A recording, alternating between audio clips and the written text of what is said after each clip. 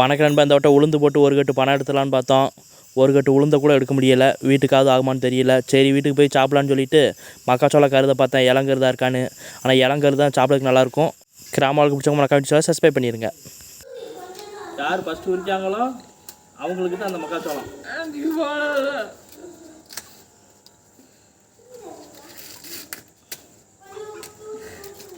அங்கே ஓடிட்டு இருக்கு. யார் ஃபஸ்ட்டு? நான் உரிச்சிட்டேன்.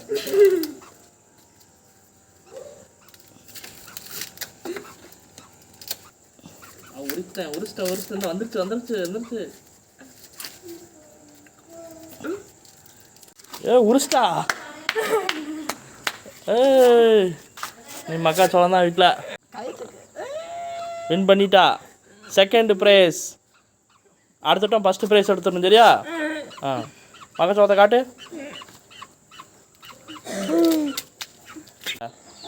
இன்னைக்கு வீடியோ பிடிச்சா லைக் பண்ணுங்க. அப்படியே செய்ய. நாங்களும் சட்டியில் போட்டு ஒரு மணி நேரம் வேக விட்டோம்.